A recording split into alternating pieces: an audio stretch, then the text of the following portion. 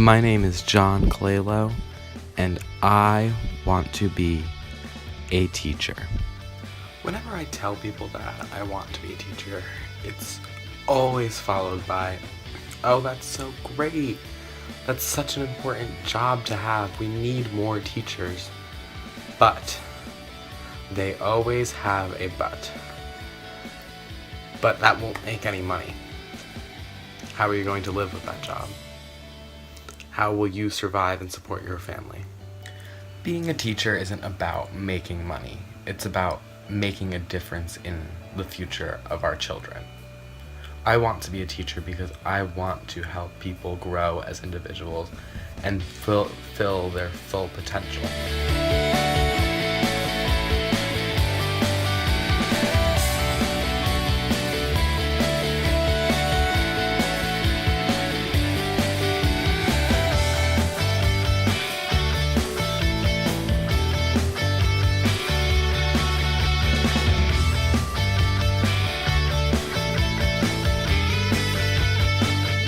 When I was in elementary school, whenever someone asked me what I wanted to be when I grew up, I always said that I wanted to be an accountant, just like my dad. Now, at the time, I really didn't know what being an accountant entailed. I had no idea what it was, but I wanted to be like my dad, like most kids did. Once I got older and realized what the job entailed, I realized, wow, that's really not what I want to do with my life. So I had to find other outlets. I feel that most people that want to be teachers, if you ask them when they first wanted to be a teacher, they'll tell you the first day of kindergarten, or they met their first grade teacher and they fell in love and all they wanted to do was be a teacher. But I'm just not like that. It's not the case. It didn't take me that quick to realize what I wanted to do with my life.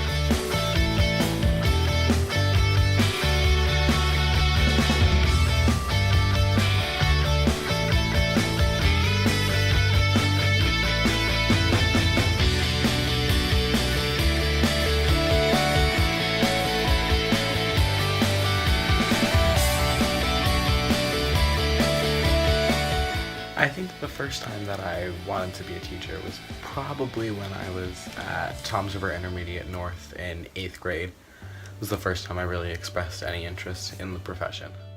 I had a really big boost of confidence at that time, and I think that was due in part to one of my particular teachers.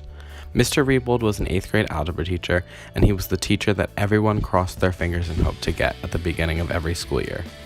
Math had always been my worst subject, and it was always a struggle to do well.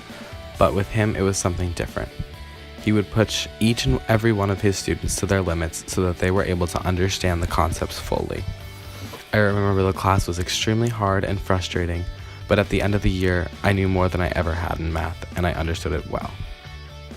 I think that Mr. Rebold made me want to become a teacher because he was able to inspire me and help me with a subject that had been really difficult before. I loved math that year. And I actually wanted to be a math teacher at the time, even though I had never liked math until then. Since then, I've obviously changed my mind, but he inspired me and started that spark within me to make a difference in students' lives in the future.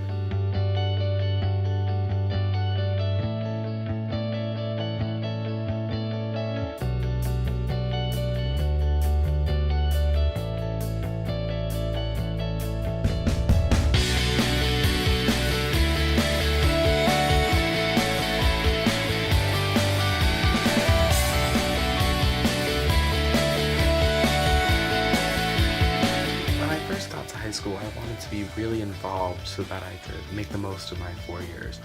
So I decided to join the school's theater company and be involved in that. And I had no idea what I was getting myself into and how much of a commitment it was going to be and how much of a huge impact that it would make on my life and on my high school experience. The director of our theater department's name was Mrs. Little. She was a senior English teacher with no formal education in theater education. One of my favorite things about her was her ability to really connect with students. She wasn't just our teacher, she wasn't just our director, she was our friend. I think that this is an extremely important part of being a teacher. From working with Mrs. Little over the course of 4 years, she inspired me to push myself and work my hardest at anything that I loved. She showed me what it truly meant to love being a teacher, and I hope that someday I can be half the teacher that she was for me. So, flash forward a couple years. It's my sophomore year of college at Ramapo. I am a Spanish major, and I have already started to take some teacher's education classes. I decided to choose a Spanish major because it was the one subject that I truly loved in high school. I really loved learning the language, I loved learning about the culture, and it was something that I really truly wanted to help students learn and their future endeavors. During the spring semester of my sophomore year at college, I decided to study abroad in Valencia, Spain. So that was about a year ago from now. Before I left, everyone told me that it was going to have a huge impact on my life and I was going to come back to America as a different person, but I really didn't truly understand the full impact of what I was going to go through and how I was going to feel once I returned to America. When I got back from Spain, I was a completely different person than I was before. I didn't want to be a teacher, I didn't want to do anything. I had no idea what I wanted to do with my life anymore. I had already taken a handful of education classes, and I knew that now I had to figure out what I needed to do with my life. I decided to pick up a literature minor to fulfill the extra space I would have had in my schedule because I really liked literature and would have loved to go into that field as well. After some thinking and talking with my advisor and my parents, I decided to continue with the education track and continue with my literature minor because I did love it so much. I'm thankful that I continued my education to become a teacher, and I am on track to graduate in the spring of 2018, certified to teach English and Spanish on the high school level. I'm looking forward to being a teacher and making a difference in students' lives.